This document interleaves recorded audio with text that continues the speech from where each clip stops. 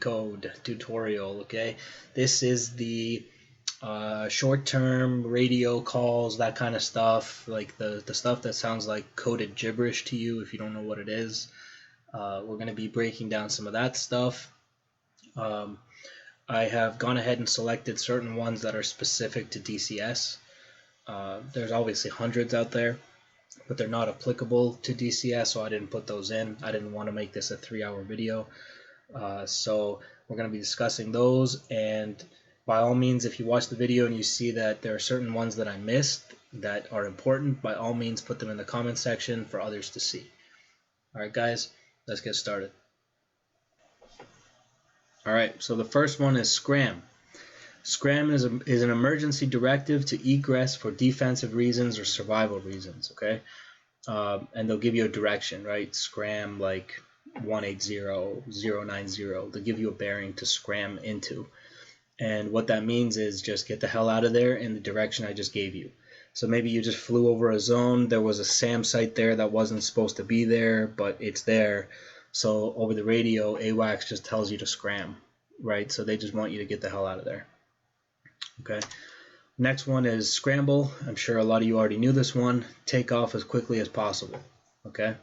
Next, BRA. This is one that a lot of you asked for. It's basically just a tactical control format that provides target bearing, range, and altitude. Okay. It's just a quick format to give you the 3 pieces of information that you're going to need. In some situations, it's actually BRAA. And the last A after altitude is aspect. So when it's BRAA, they're providing you bearing, range, altitude, aspect. Okay. So when you get that information, that's the bearing, range, and altitude of the target that you're supposed to be vectored onto. Okay. Brake in a certain direction, brake right, left, that kind of thing. This is a directive to perform an immediate maximum performance turn in the direction indicated. Okay, this assumes a defensive situation. So a lot of people think braking right and left just means, you know, throw the plane right and just pull the stick back, right?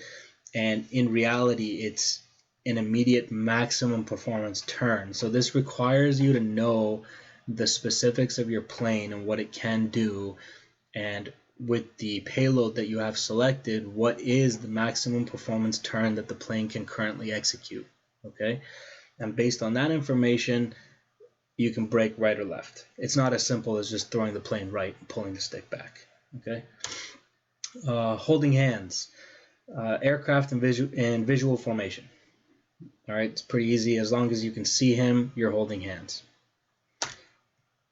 Home plate. This is your home airfield. If you are operating out of Dhofra Air Force Base in the Persian Gulf map, Dhofra Air Force Base is your home airfield. Okay, is your home plate. And mother. Mother is used to describe the carrier from which you took off.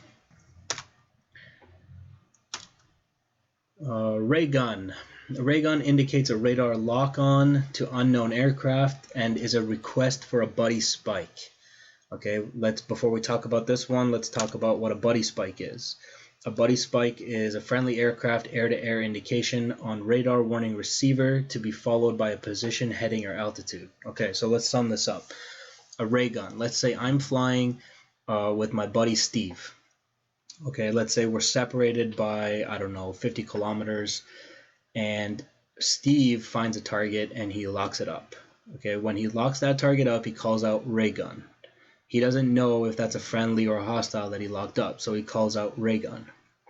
My plane begins to light up. Okay, and my plane starts to give me those indications that you have been locked up by a radar. So chances, probably knew that one.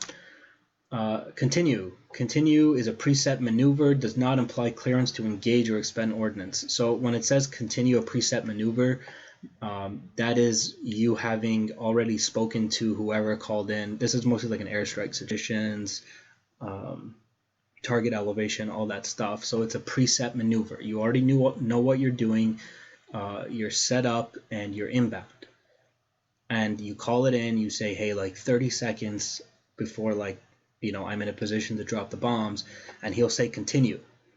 Continue means keep doing what you're doing, but you're still not cleared hot to drop that ordnance. Just keep coming, you know.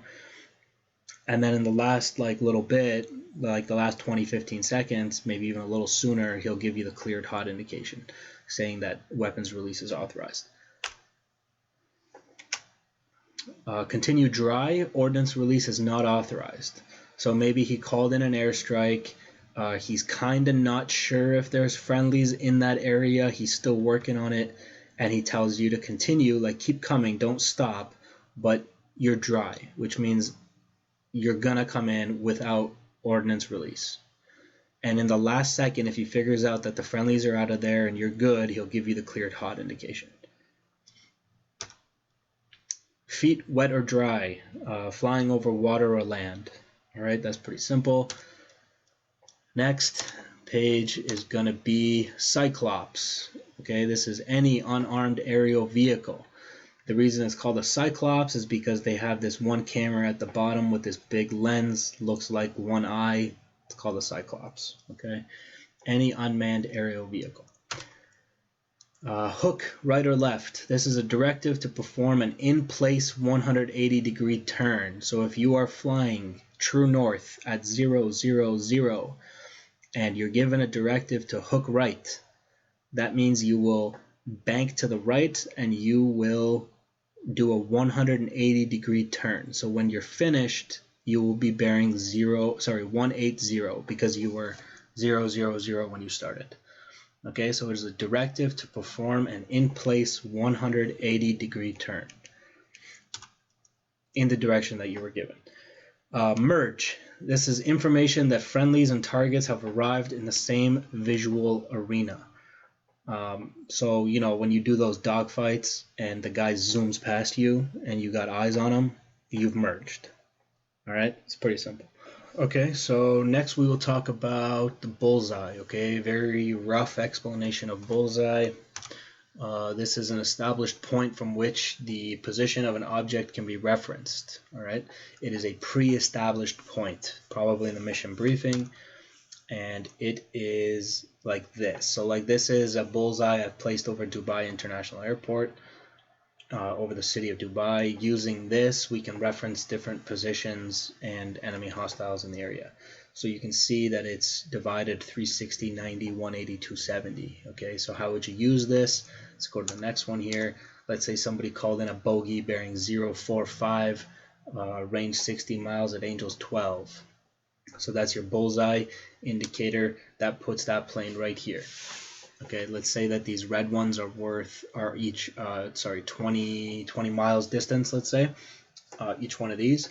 So 20, 40, 60 miles at 045. This is technically also 000 or 360. And this is 90. In between these 2 points is 045. So that's where he would be, somewhere between these 2 points. And it's 60 miles, so you go 20, 40, 60 miles at angels 12, so his altitude is 12,000 feet. So using this information, knowing what this preset point was, that's obviously very important, you could extrapolate a general position at which you could find this hostile target. Okay, so that's basically what bullseye is. Moving on, bug out is a separation from that particular engagement, attack, or operation with no intent or direction to return or re-engage. All right, so let's say we're flying. I got my wingman. He's, I don't know, bingo fuel. He has no ordnance left. He's got no bombs. There's still one more target. I got bombs. I'm going to say, hey, buddy, bug out. Okay, just get the hell out of here. I'm going to drop this bomb, and then I'll just come myself. So I'm basically just telling him to get out of here, don't come back, bug out. Okay? Next, Buster. This is a directive to fly at maximum continuous speed. So put your afterburners on and haul ass. Okay, that's Buster. Furball. A furball is a turning fight involving multiple aircraft with known bandits and friendlies mixed. This is obviously a very important distinction. When you close on a furball, it's basically, when they tell you it's a furball, they're basically telling you not to just lock anything up and shoot it inside the furball, okay, because there's friendlies there. So be careful who you shoot at. It's essentially what they're saying there.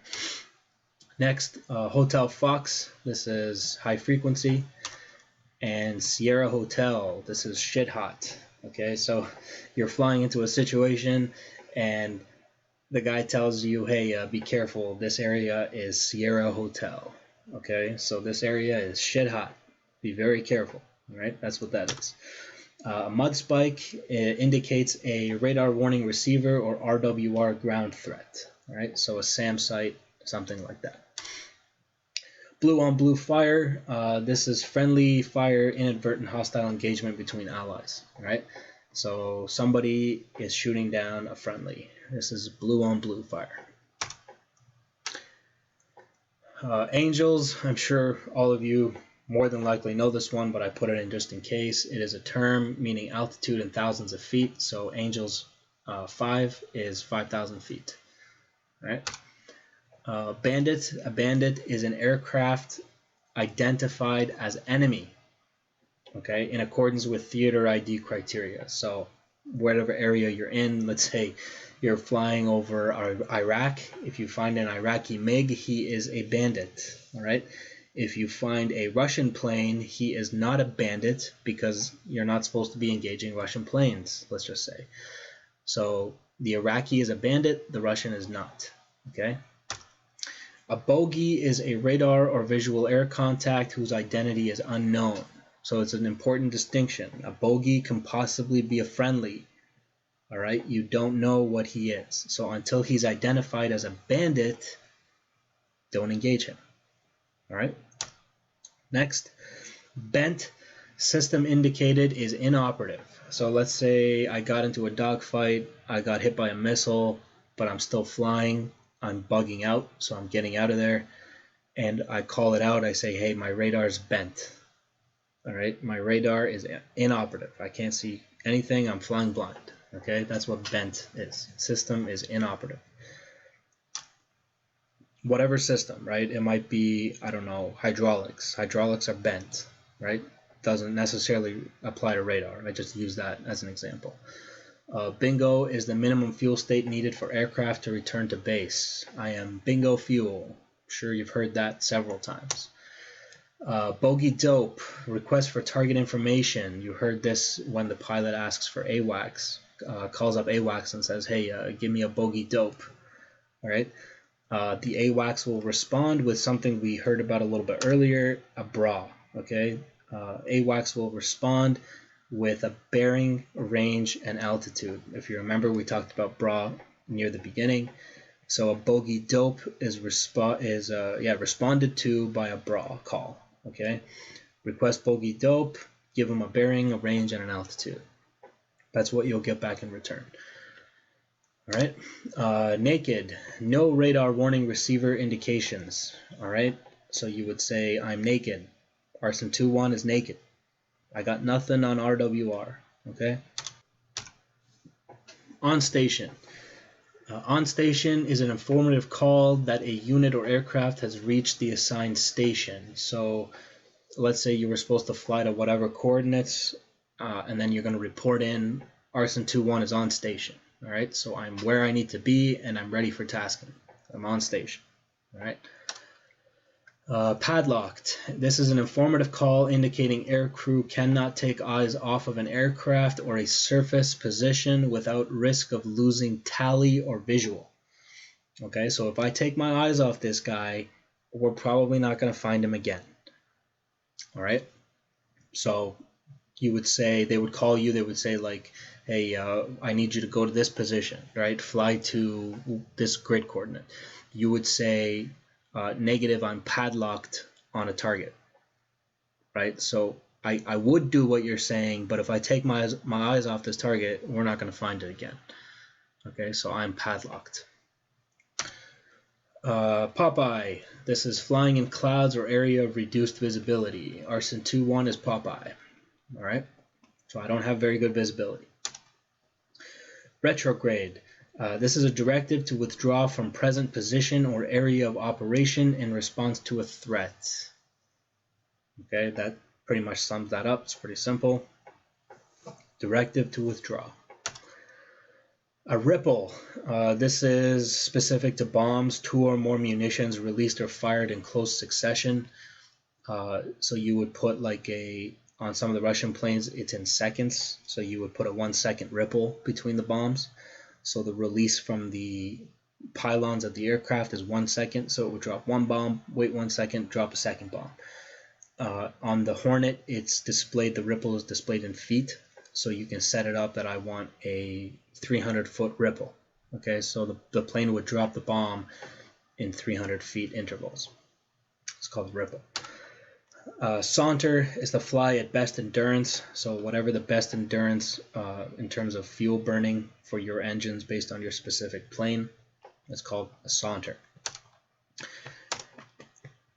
Separate. This is to leave a specific engagement. Okay, this does leave the option to return or re-engage. All right, you're just temporarily separating for a second. A skunk. This is a radar or visual maritime surface contact whose identity is unknown. All right, so it's just like bogey. He's a skunk. You don't actually know. He's unknown. He could be friendly. And he's maritime, so it's a ship. All right, something on the water. It's called a skunk. A bird dog. This is a directive call to maintain contact or targeting information on a maritime surface contact.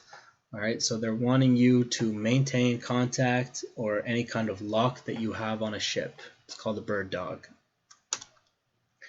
Ajax, landing zone or pickup zone is clear for threats, clear of threats. Okay, so this landing zone is Ajax. Anchored, directive call to orbit about a specific point. All right, so you can anchor above a target area. You can anchor above the carrier group. Say you got a holding pattern. You're anchored in at angels 15. Okay, that just means I'm orbiting at angels 15, waiting for the call to come down. A spike is an RWR indication. Splash, target hit with expended munitions. Tally, sighting of a target, bandit, bogey, or enemy position, right? You've probably heard this one 100 times. Tally 1, tally 2, right? I got 2, I got 1. It's just indicating a visual. Commit or committed. This is a fighter intent to engage or intercept. Controller continues to provide information. So this is a fighter. Actually, hold on. Before we talk about this one, let's do Tiger. Enough fuel and ordnance to accept a commit. Okay, so a fighter is intending to engage or intercept, but that fighter, in order to commit, requires enough fuel and ordnance to accept that commit. Okay, so you would say like Arson 2-1 is Tiger and committed. Okay, it means that I have enough fuel and ordnance to accept that commitment, and I commit to the target to engage or intercept that airplane, that jet, or that ground target, whatever. Okay, you're just indicating that you have the weapons required and the fuel to go after that target. So at that point, your Arson 2-1 is committed. Okay. Trashed. This is an informative call that a missile has been defeated. Okay, pretty simple. Clean. This has various definitions. No radar contacts on aircraft of interest, so I can't find the airplanes that we're searching for. My radar is clean. Okay. No visible battle damage. You arrive in an area that, you know, is maybe a war zone, and it's a little strange that there's no battle damage. So you report that as the AO, or area of operations, is clean. Okay, which means it has no visible battle damage. And the third definition is aircraft is not carrying any external stores. So you look at the wings, there's nothing on the wings. That aircraft is clean, right? So there was a situation in Russia where a Russian plane buzzed an American ship. It came down really low and just flew over the deck. It came in with wings clean. And the reason it did that is so that the plane could see the ship could see that the plane's wings were clean, and therefore it didn't pose a threat. They didn't want to cause, you know, an accidental engagement, so they just came in with wings clean. They just buzzed the ship to say that, hey guys, we know you're here, right? So that would be a situation. So when that ship called it back, they said, hey, we just got buzzed by a Russian plane, but the wings were clean. So they're also indicating that like it's not a threat, right? He's just trying to be annoying or whatever. Okay, so that's what wings clean means. SHAAD. SHAAD is a suppression of enemy air defenses.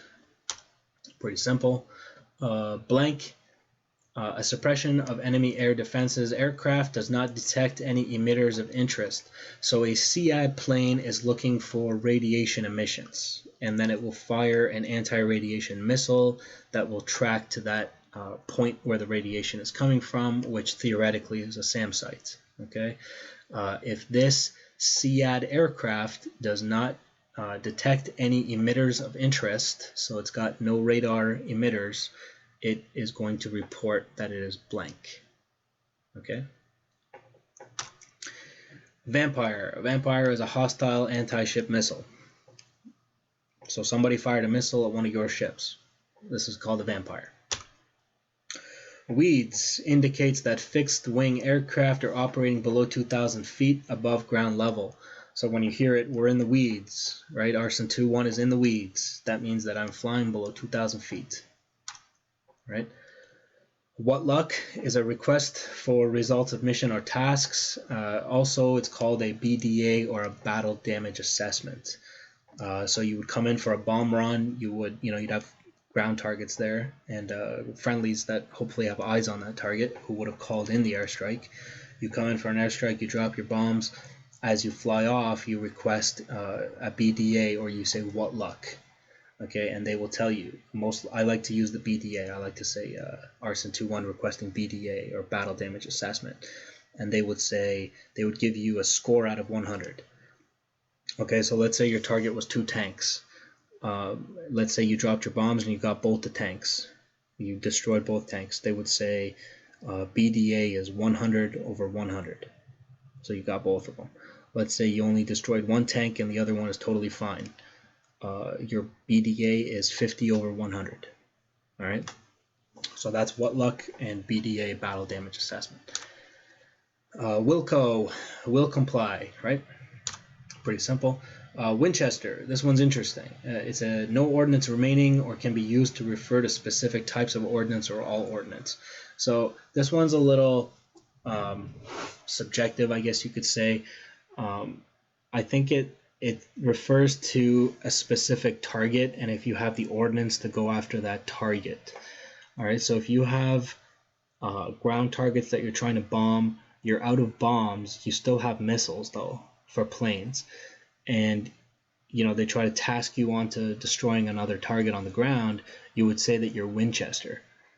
All right, that means that I don't have any more ordnance for that target, for that specific target.